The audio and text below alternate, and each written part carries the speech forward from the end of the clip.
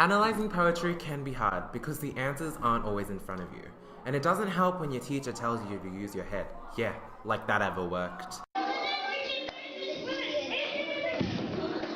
So today we'll be talking about Oh What Is That Sound by W.H. Auden. Alright, the poem about Nazis and broken marriages and fearing for your life and stuff. Super. Oh shush, that poem was beautiful. Anyways, can you think of anything different to that? I think I know more about Auden's poetry. than you do. You never genius. get to any American girl study. Yeah, I bet. But do you know what the story is? No, I really don't. But before we delve into it deeper, let's establish one aspect. The poem has two narrators, one who desperately questions out of fear and urgency, while the other answers and attempts to give hope to the reader. Keyword, attempts. You'll see that we both argue about the gender of the narrators.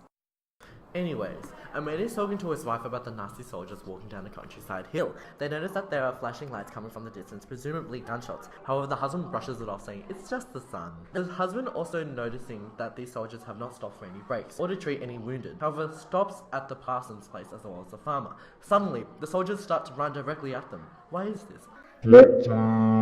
The farmer had revealed to the soldiers who the Jews were, and you guessed it, it's not looking so good for yours truly over here. When the husband seeks comfort from his wife, she is already beginning to escape. That's right, wedding vows don't mean a thing when the Nazis come knocking on your door. The story ends in mystery. What happened to the husband? Wife? So basically, if you compare this to history, I'm assuming the husband was sent to a concentration camp, worked till he dropped and eventually died. The wife would have probably been caught and the same fate applied. However, like Auden said, poetry makes nothing happen. He's only a messenger, revealing the harsh realities of history as a human race. So, we know it's a husband and wife because there's that constant repetition of dear, and in the second last stanza, one of the narrators talks about vows. But wait, what makes you think the wife escaped? Out of all that you focus on the gender of the person, I don't need friends. They disappoint me.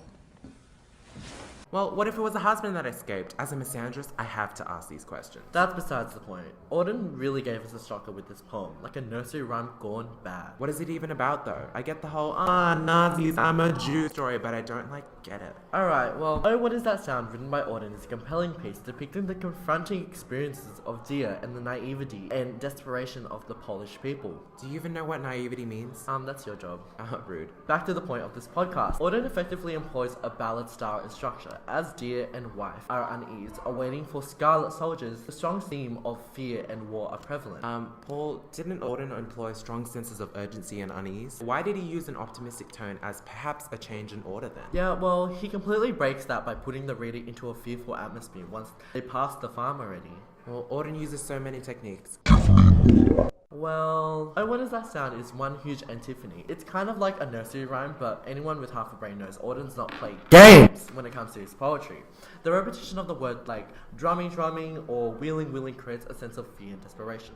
The scarlet soldiers refer to the English soldiers, however, it could also refer to the blood on the soldier's uniform. The sibilance when read creates a whispering, also adds to the eeriness. I see flashing refers to the gunfire of the soldiers, however, Dear brushes it off, saying this is only just the sun. The low modality in the way Dear speaks conveys his uncertainty for the future. The setting is kind of a hillside town, and we can be sure that of this as we see such phrases as down in the valley and over the distance. We also see farmyards, and Auden also writes a road down there and horses, so it's no suburb or city. We know the narrators have neighbors, and we also know that one of them has done something cunning, as in someone else has ratted them out to be Jewish. Paul said this before. Continuing, the wife Could be husband. wonders where the others are going. The vows allude to the marriage, so this is in fact a husband and wife. Not for long. As the soldiers approach, their feet are heavy on the floor and their eyes are burning. That one is historical illusion. Causing the heavy march is a reference to the goose stepping of might, and two, it's a metaphor, since the soldiers were conditioned to lack humanity, resulting in the relentless, violent, and broken nature. That is a lot. Yeah, I know, my jaw kind of hurts. I think it's undeniable that this is one of the most profound poems.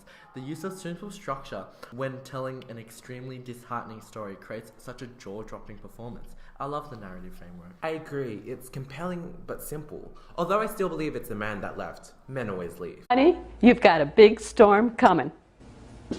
That concludes our podcast. Thanks for listening, and If you liked our podcast, please donate directly to our PayPal. And if you didn't, please donate directly to our PayPal as well. We're poor. We've loved having you all on 99 Cent Store English class. Thank you.